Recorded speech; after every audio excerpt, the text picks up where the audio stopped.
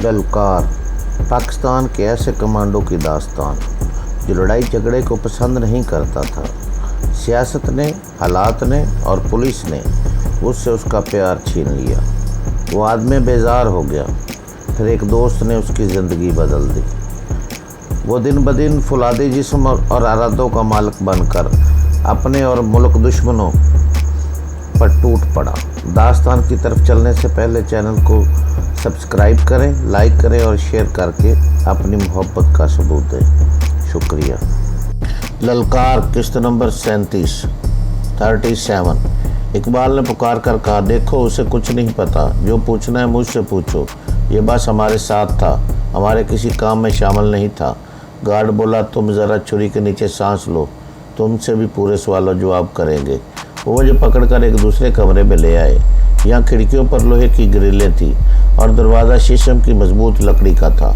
मेरा रहा सा खून भी नुचड़ गया। छत से नायलॉन की एक रस्सी लटक रही थी। यह यकीनन मतलूबा मालूमात के लिए मतलूबा शख्स को सीधा या उल्टा लटकाने के लिए थी। एक तख्ता नज़र आ रहा था जिस पर किसी को लिटाया जा सकता था और इसकी कलाइयों और टखनों वगैरह को स्ट्रेस से बांधा भी जा सकता था। पानी का एक बड़ा टब भी पड़ा था जिसका मकसद फौरी तौर पर मेरी समझ में नहीं आया। मैंने अंदाज़ा लगाया कि इमरान का दोस्त सलीम थोड़ी देर पहले यहीं मौजूद था। फर्श पर लहू के ताज़ा कतरे थे। सलीम की गिरगाबी और इसकी टूटी हुई घड़ी भी वहीं फर्श पर पड़ी थी।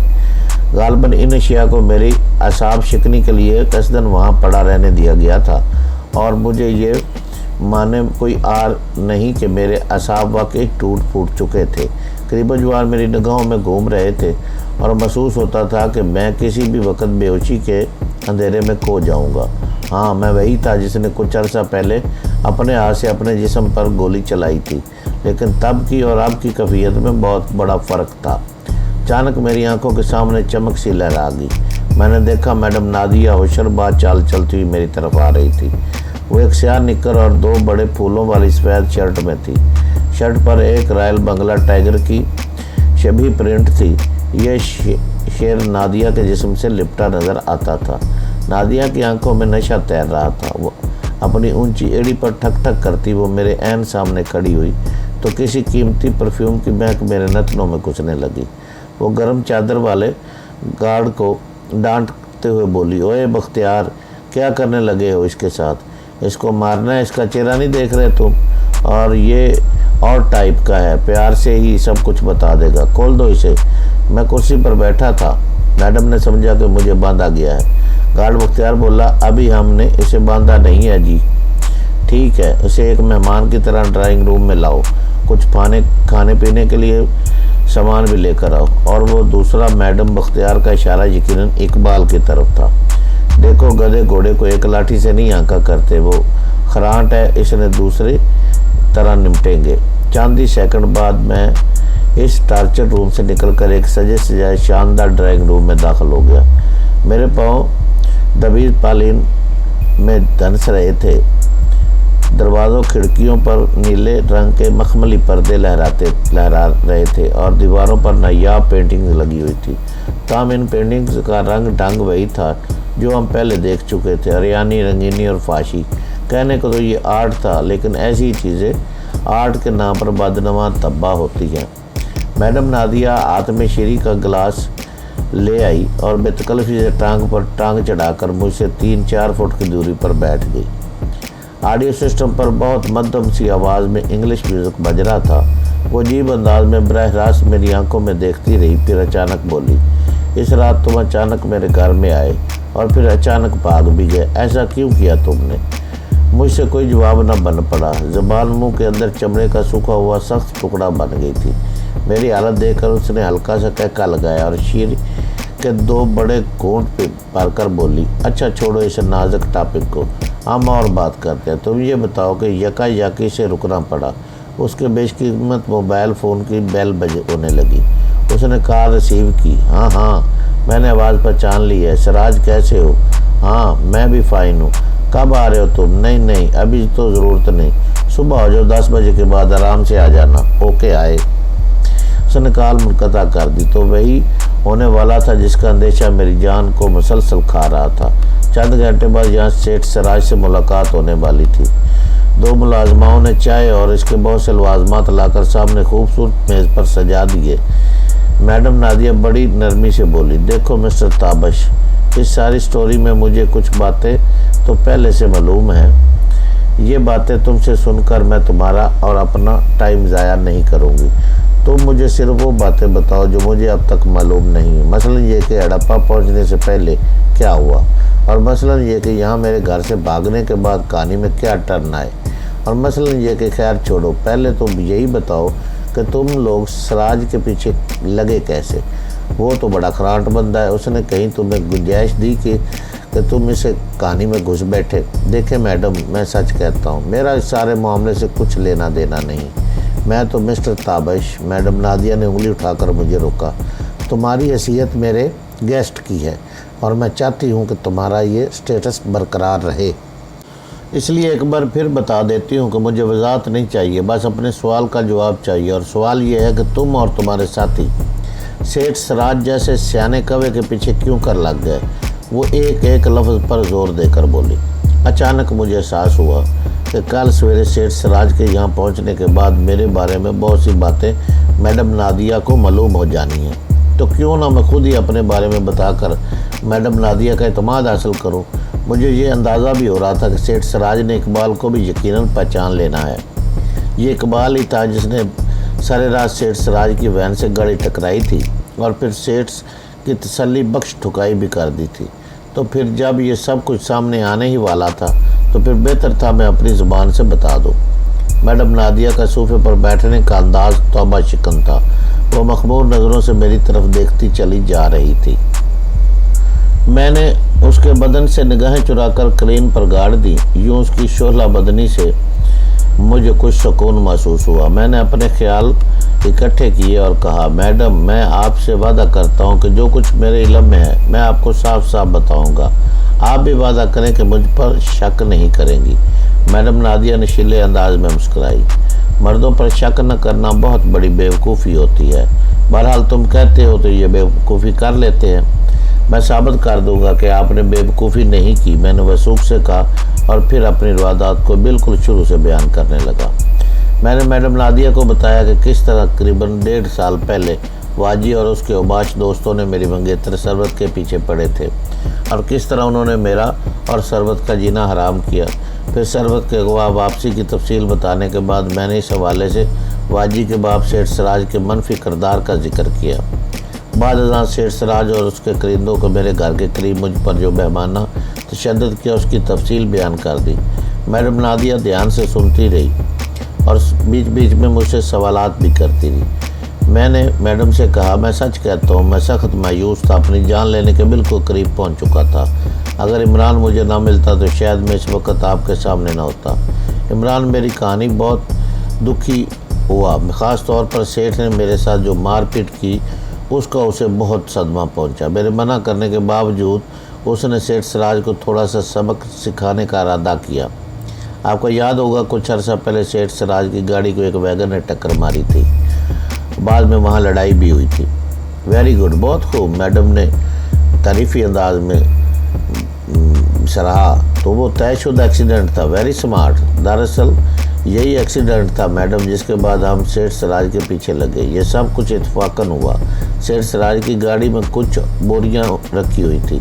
इनमें से चंद बोरियां एक्सीडेंट की वजह से फट गई। इसके बाद मैंने बोरियों के बारे में सारा माजरा मैडम के गोशगुजार कर दिया और बताया कि सिर्फ इन बोरियों से पैदा होने वाला तजस्सुस दूर करने के लिए हमने सेठ सिराज का पीछा किया और हड़प्पा पहुँच गए। आगे की सारी रवादात को जुलेखा और उसके शौहर से मालूम हो चुकी थी।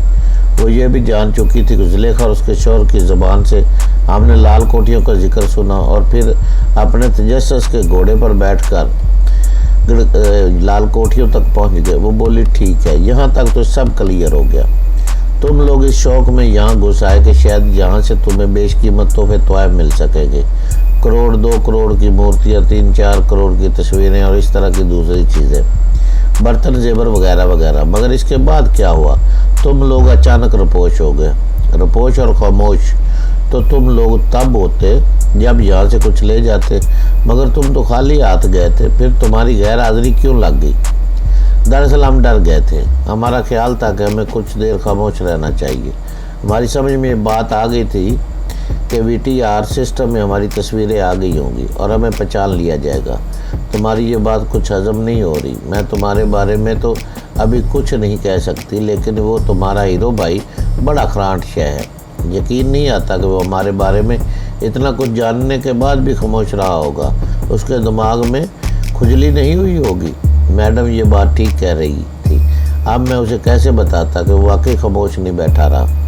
किस सोच में खो गए? मैडम ने बड़ी बेतकल्लफी से मेरे गाल पर उंगली चलाते हुए कहा।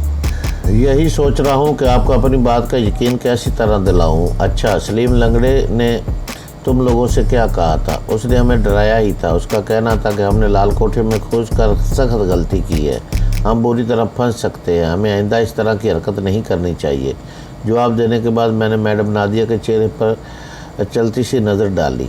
वो मेरे जवाबात से 100% मुतमिन तो नहीं थी, फिर भी उसका ज़हन कुछ ना कुछ साफ ज़रूर हुआ था।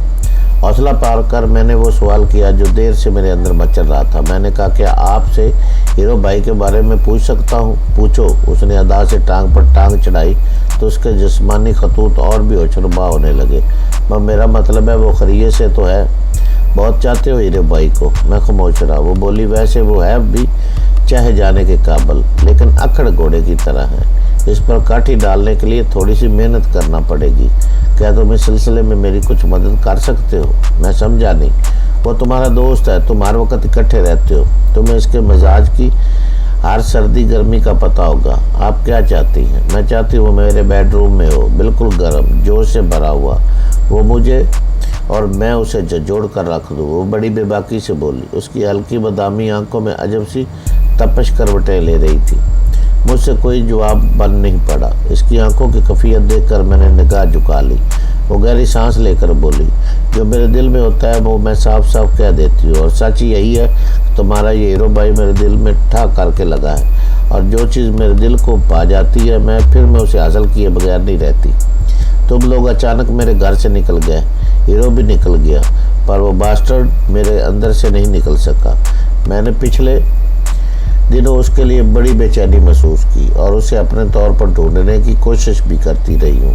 बस उसे मेरी लक समझ लो कि कल रात मेरे मुलाजमों को अचानक इसकी गाड़ी नज़र आ गई। क्या मैं फ़िक्र मुकम्मल करने से पहले खामोश हो गया। वो गहरी नज़रों से मेरी तरफ देख रही थी। मामला फ़हम अंदाज में बोली, मेरे ख्याल में तुम पूछना चाह रहे हो कि तुम्हारे हीरो भाई को मैंने कैसे कैच किया, तो पूछ लो। दरअसल मेरा ज़हन साफ हो जाएगा तो फिर मैं बेहतर तौर पर सोच सकूंगा और आपके सवालों का जवाब दे सकूंगा। आ जाओ मेरे साथ, वो उठते हुए बोली। मैं उसके पीछे पीछे चलता, उसके बदन से निगाहें चुराता उसके वसी बेडरूम में पहुंच गया।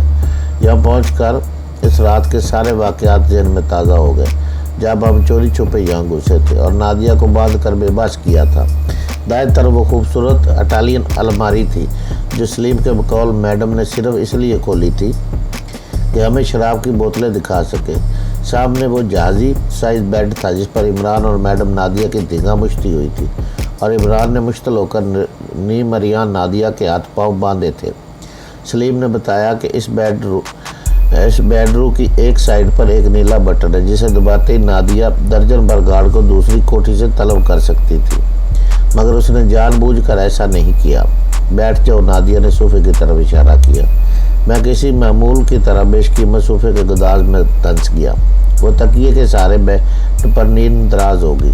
सामने दीवार पर एक टीवी स्क्रीन नज़र आ रही थी। नादिया ने रिमोट कंट्रोल से स्क्रीन रोशन की, फिर कई एक बटन दबाए। फिर कुछ देर बाद स्क्रीन पर VTR की एक पुरानी फुटेज चलने लगी। ये उस रात के मनाजर थे जब मैं, इमरान और इकबाल यहाँ दाखिल हुए थे। एक मंजर में इकबाल राइफल बदस्त हाथ बाथरूम के बंद दरवाज़ों के सामने टहल रहा था। एक मंजर में हम परछाइयों की तरह इस नीम तरी गैलरी में घूम रहे थे जहाँ नहायत नायाब पेंटिंग दीवारों पर सजी थी। फिर बाउंड्री वाल का मंजर दिखाई दिया। बाउंड्री वाल से बाहर इमरान की मेहरान गाड़ी खड़ी थी। गालबन मैडम नादिया ने बटन दबाकर गाड़ी की फुटी की स्क्रीन पर सख्त कर दिया। वो कहने लगी, मेरे पास तुम लोगों का बस यही सुराग था, मगर तुम देख रहे हो गाड़ी की पोजीशन ऐसी है कि नंबर प्लेट्स नज़र नहीं आ रही। अगर गाड़ी का नंबर नज़र आ जाता तो शायद दूसरे तीसरे रोज़ ही हमारी मुलाकात हो जाती, मगर ऐसा नहीं हुआ। हाँ, गाड़ी की एक दो निशानियाँ ज़रूर इस फुटेज में रिकॉर्ड हो गई थी। पहली निशानी तो ये है कि गाड़ी छत पर कैरियर लगा हुआ है। अब दूसरी निशानी देखो, नादिया ने कहा। स्क्रीन पर नज़र आने वाली गाड़ी की छवि को क्लोज किया। गाड़ी की साइड पर इमरान ने या इकबाल ने एक तवील स्टिकर चिपकाया हुआ था और ये एक जुस्त लगाते हुए चीते की छवि थी और नीचे अंग्रेज़ी के चंद रूप थे। स्टिकर जुज़वी तौर पर उतर चुका था और रूप भी मिटे मिटे थे। बहरहाल ये सब कुछ फुटेज में ज़रूर दिखाई दे रहा था। नादिया ने टीवी स्क्रीन को ऑफ किया और बोली, मेरे मुलाजिम इस गाड़ी की टो में थे। कल रात इत्तफाकन मेरे एक मुलाजिम शौकत को ये गाड़ी रेलवे स्टेशन के बाहर खड़ी नजर आई। उसने साथियों को फ़ोन किया, तुम्हारे हीरो भाई के आने से पहले ही गाड़ी को घेरा जा चुका था। अब आगे की बात तुम तो समझ ही गए होगे। वो खैरियत से है ना? मेरा मतलब आपने उससे मारपीट तो नहीं की? मैंने पूछा। मैंने तो नहीं की, लेकिन मेरे गार्ड को इस रात वाले वाक़े पर गुस्सा था। उन्होंने मेरे पहुंचने से पहले ही 2-4 हाथ लगा दिए थे। उसे बहरहाल परेशानी की बात नहीं, वो अब खैरियत से है।